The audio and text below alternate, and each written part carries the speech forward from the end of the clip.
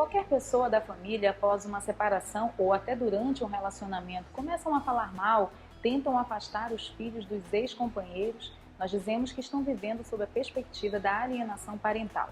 Nestas situações, sempre a parte mais frágil, que no caso são os filhos, são os mais atingidos e diferentes estudos apontam que crianças que vivenciam essa realidade apresentam quadros de depressão, ansiedade e baixa estima. Desde agosto de 2010, existe uma lei que conceitua e reconhece a alienação parental, prevendo inclusive punição para os seus praticantes. Mas como nós podemos perceber que a criança está sendo vítima desse tipo de influência? Quais as consequências e os transtornos de todos os envolvidos na situação? E para isso nós trouxemos para conversar conosco a psicóloga e professora Elinara Perim, a quem nós damos as boas-vindas. Obrigada, prazer estar aqui. Professora, é importante nós conhecermos um pouquinho do conceito. O que é a alienação parental? Então, assim, a alienação parental é esse processo desenvolvido por um genitor alienador, né, que vai promover, vai processar uma forma de vínculo negativo, de desenvolver um vínculo, um sentimento negativo do filho, criança ou adolescente em relação ao genitor alienado. Essa descrição ou essas pesquisas começaram na década de 80 por um estudioso americano que começou a perceber, né, nos seus atendimentos, que as crianças que vinham sofrendo, os pais se separavam e as crianças acabavam tendo esse tipo de reação em relação aos pais. E ele começou a estudar. Então, assim, a alienação parental, né? A partir disso, se definiu o que hoje a gente chama de síndrome da alienação parental, que na verdade é um complemento, não são coisas similares. A alienação é a prática, né, que o genitor alienador ou o pai, ou a mãe, ou um tio, ou um avô, ou alguém, né, que está próximo desta criança pode praticar. Então, a síndrome da alienação parental é a relação ou as consequências dessa alienação parental. Então, são dois conceitos um pouco distintos, né? E com relação à percepção, por exemplo, é possível você identificar uma criança que está sofrendo esse tipo de... que nós podemos até configurar como um abuso, né? Mas é possível perceber isso? Não só pode ser configurado como abuso, mas também como negligência, né? Porque assim, a responsabilidade dos pais, acima de tudo, está em relação ao cuidado, à segurança e à manutenção, né, do desenvolvimento dos seus filhos, das crianças em desenvolvimento, né? Então, quando a gente percebe de várias formas, essa criança vai se expressar, né? O seu comportamento, vai ser possível a gente identificar várias questões que estão envolvendo essa criança, dificuldades que ela está enfrentando. E quando a gente vai suspeitar de uma alienação parental? Quando justamente a gente vai ter essa informação de que o casal está em fase de divórcio, né? E isso acontece geralmente quando esse divórcio, essa separação de forma litigiosa, ou seja, que não há um acordo entre o pai e a mãe. Então, que geralmente surge essa questão da alienação parental. E dentro da sala de aula, existe alguma manifestação que o professor tenha que ficar atento para entender se isso está acontecendo, a criança começa a regredir no seu progresso educacional? Acontece alguma coisa nesse sentido? Acontece. Assim, a criança que está sofrendo, porque veja, a alienação parental, ela está sendo forçosamente a ter um outro tipo de sentimento em relação ao pai ou à mãe, né, ao genitor oposto, que ela não tinha, né? Então, assim, essa criança vai sofrer, e a gente pode chamar até assim, de um abuso psicológico, né, porque essa criança vai sofrer, e neste sofrimento ela vai demonstrar das diversas maneiras. Por exemplo, uma criança que de repente ela é mais extrovertida, ela é mais falante, né? Ela é mais risonha, ela é mais alegre, ela é mais conversadora, ela começa de repente a ter uma mudança no comportamento. Por exemplo, ela pode ficar mais entristecida, ela pode se recusar a fazer algum tipo de tarefa, ela pode se fechar, se isolar nas relações, né, com os coleguinhas, com a própria professora. Ela pode se tornar mais sensível a qualquer tipo de atividade que envolva, por exemplo, situações em que a família estaria presente na escola, né? Sim. E que, nesse caso, ou vai o pai ou vai a mãe, porque não há um consenso, né, nesta relação para que, de fato, os dois possam estar junto com a criança. Né? Certo. A gente sabe que a relação, né, entre duas pessoas geralmente pode ter algum tipo de conflito, isso é natural. E nós conversamos aqui que muitas vezes a alienação parental não é feita somente pelos pais, né, pelos genitores. Mas em se tratando do casal, quais seriam os procedimentos assim mais indicados para um casal que está próximo a fazer uma separação, um processo de separação, que vai ser doloroso naturalmente, mas qual seria o procedimento para evitar esse tipo de situação? É uma coisa bastante difícil, porque assim, veja, se o casal ele já está no momento em que a convivência já está difícil, né?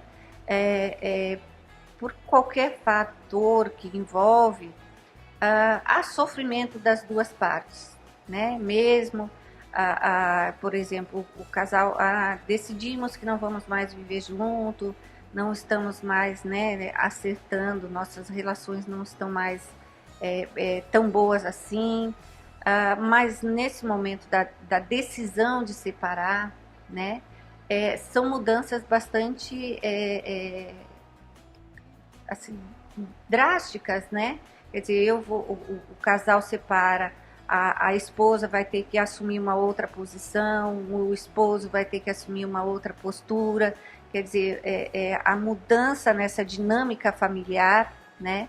Às vezes a mulher vai assumir a manutenção da casa do ponto de vista financeiro, né? A própria divisão de tarefas, que muitas vezes é de pai e de mãe, acaba, né, sobrecarregando a mãe, porque em geral, quando há essa separação de casais, na maioria dos casos, né, quem fica com a guarda é a mãe, né? Então isso às vezes sobrecarrega.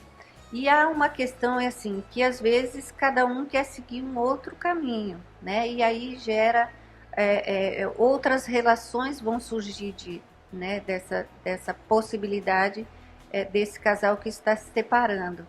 Então isso vai ser bastante complicado. Primeiro que assim, a separação do pai e da mãe já para a criança, né, ela não é uma coisa tranquila, né? Por mais que não haja uma discussão, que não seja uma questão litigiosa, né? A criança vai deixar de ter o pai e a mãe ali juntos o tempo todo. E isso vai demorar, às vezes, para que essa criança aceite essa separação, né?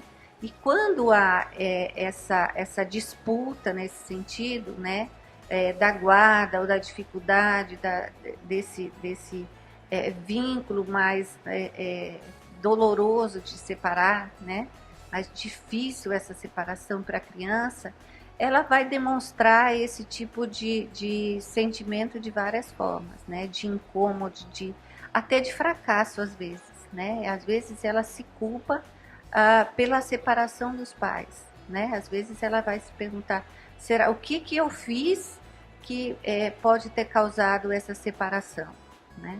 Então, e um sentimento que vai nutrindo, né, e vai transformando essa criança, que vai se tornar um adulto também cheio dos seus complexos, né? Enfim, com certeza. E fora que muitas vezes os pais usam os filhos como arma também, né? Essa é a questão da alienação parental, é usar o filho como uma forma de barganha, né? Ou de provocar o sentimento naquele outro que ela está com raiva ou está, né? Alguma coisa que está provocando esse sentimento, ela utiliza essa criança como forma de provocar a dor no outro. Sim. Elinara, eu acho extremamente importante nós falarmos um pouquinho sobre essa questão da guarda compartilhada, né? Você fala que existem estudos, o IBGE aponta que 90% dos casos quem fica com a guarda é a mãe, mas existe aí a possibilidade da guarda compartilhada. Quais são as vantagens dessa guarda compartilhada? É assim, a guarda compartilhada, na verdade, ela surgiu, né, uma proposta justamente de tentar amenizar esse tipo de situação, não só em relação à alienação parental, né, mas também pelo direito que é assegurado, né, à criança, pelo Estatuto da Criança e do Adolescente, da convivência familiar, né? Então, assim, pelas dificuldades, né, e pela importância que a família, né, tem a influência que os pais têm, né, independente do casal, né, continuar ou não junto, pai e mãe, eles têm uma importância fundamental no desenvolvimento da criança, né? Na inserção de valores, nas normas, nas regras, né? Então, essa guarda compartilhada, ela é uma forma de manter este contato, né? De que cada um, o pai e a mãe, continue assumindo essa responsabilidade pelo desenvolvimento da criança, né? Até porque nesse caso você não vai dividir a criança, você divide as responsabilidades, né? Exatamente. É muito diferente o conceito de no caso da paternalidade, né? De você ser o pai, ser o responsável pela criança, né? E muito diferente também da responsabilidade enquanto indivíduo mesmo, né? Que precisa conduzir essa criança, afinal de contas, você é responsável por ela. Mas existe uma questão também que eu acho muito relevante nós discutirmos, que é com relação a casais que continuam juntos, que permanecem juntos, mas que ali dentro, mesmo sem que haja o processo de separação, eles estão alienando aquela criança, né? No sentido de sempre buscar a competição, ou seja, trazer aquela criança para o seu lado, a mãe dizer, olha, teu pai não faz isso, teu pai não faz aquilo, ou coisas diferentes, ou até mesmo passando a responsabilidade, né? Olha, quem resolve isso é teu pai ou é tua mãe, então teu pai não vai deixar, tua mãe não vai deixar, você conhece sua mãe. Isso pode ser um tipo também de alienação parental dentro do casamento, ainda estando com a família constituída da forma como deveria ser? Não, na verdade, assim, a alienação parental, ela tem esse objetivo, né? De fazer com que essa criança perca esse sentimento, esse vínculo afetivo, né, em relação ao genitor alienado. Quando essa situação, por exemplo, do casal que ainda vive junto, né, e que as dificuldades do casal acabam extrapolando, né, a convivência entre o casal, e isso sendo levado para a criança, isso também acaba, né, interferindo, isso prejudica a criança, né?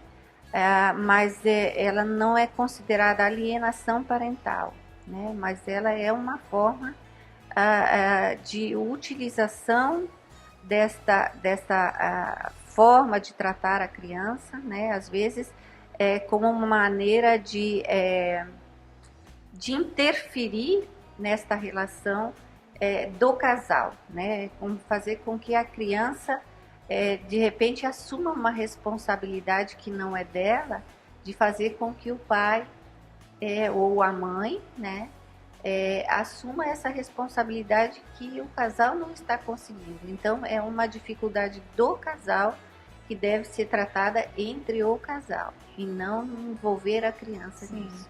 E nesse caso, especificamente do casal, enfim, que está vivendo essa situação, pode aí ter algum tipo de transtorno, nesse caso, especificamente com os adultos, né? De ele estar desvirtuando o amor pelo cônjuge e transferindo isso para a criança ao ponto de querer, nesse sentido de competição mesmo, eu quero essa criança para mim. Pode ter algum tipo de transtorno também que leva a essa condição? Isso já pode ser um trabalho que futuramente chegue, né, a essa separação do casal e, obviamente, a alienação parental, né? Mas, assim, quando esse casal, ele convive, ele coabita o mesmo espaço e faz esse tipo, né, de crítica, vamos dizer assim, né? Ah, teu pai não faz isso, teu pai não faz aquilo, teu pai não, né, ele não se responsabiliza por você, eu tenho que assumir todas as responsabilidades, porque ele acha que só dando dinheiro, né, esse tipo de discurso, ele também está, assim, desvalorizando esse papel do pai, né? Se a gente pensar assim, no nosso modelo de família tradicional, que hoje já vem mudando, né, com bastante ênfase, né, desse casal tradicional que é o pai, a mãe e os filhos, também acontece esse tipo de situação, né? Às vezes por uma questão assim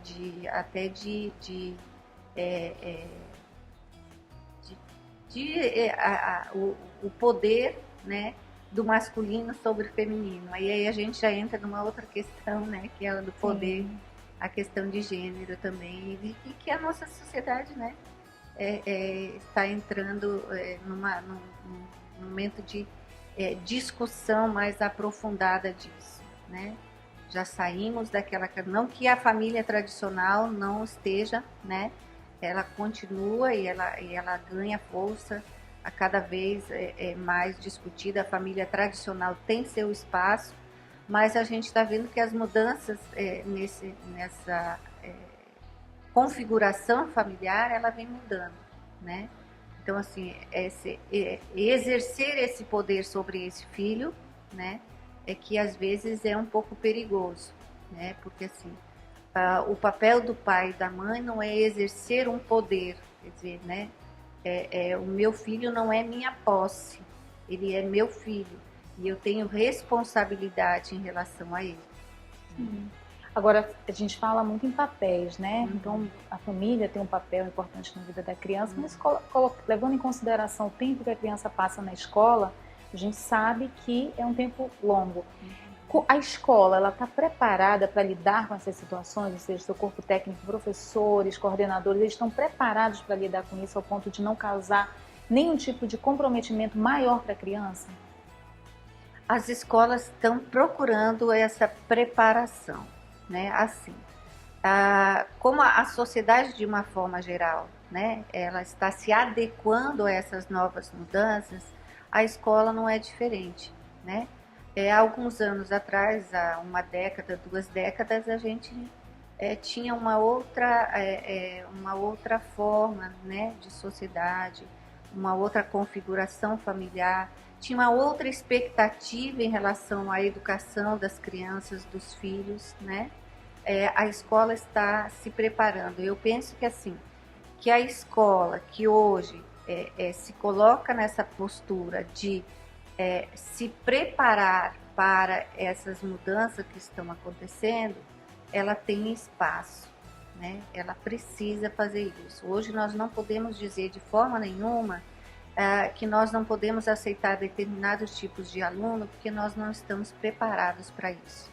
Nós temos sim algumas defasagens, de uma forma geral a educação brasileira tem, né, em relação a esse atendimento desses alunos, mas a gente está buscando, né? A gente está a cada vez, a formação de professores, a busca por mais informação, a pesquisa, as estratégias, a gente está acompanhando, né, essas mudanças sociais, esse avanço da tecnologia, essa perspectiva, né, de que o professor não é mais um transmissor de conhecimento, ele é um mediador no conhecimento, né? Então, eu penso que a escola está, né, se preparando para isso. Ainda tem muito, né, muito caminho para seguir, muitas pedras pelo caminho, mas eu acho que nós estamos Mas em também. pensar do que a escola já caminhou para que está hoje, eu penso que são passos a serem dados, né? Sim. Então é um grande desafio. Mas olha, Com Elinara, certeza. foi muito boa nossa conversa, muito boa nossa conversa. Quero agradecer a sua participação. Infelizmente nosso tempo é curto, mas eu acho que vale a pena a gente sempre estar trazendo esse tema para ser debatido, para esclarecer também. Muito obrigada pela sua participação. Obrigada a Viu? você. E assim, para finalizar, eu gostaria de dizer, nós adultos que temos a responsabilidade, né, de cuidar das nossas crianças, né? Assim como na escola ou em casa, nós temos, antes de tomar qualquer atitude, né, seja ela familiar ou pensar primeiro na criança, porque é a criança que está em desenvolvimento, né? É a criança que vai aprender conosco, que somos adultos. Exatamente, é isso que a gente acredita, viu? E parabéns pelo seu trabalho. Obrigada. Olha, gente, para encerrar esse bloco, eu quero deixar como dica, que aparece aí no seu vídeo, o livro da doutora Alexandra Ullmann. O livro chama Tudo em Dobro. O livro dá dicas para a família e pode ajudar a passar por essa situação tão complexa de separação e alienação parental.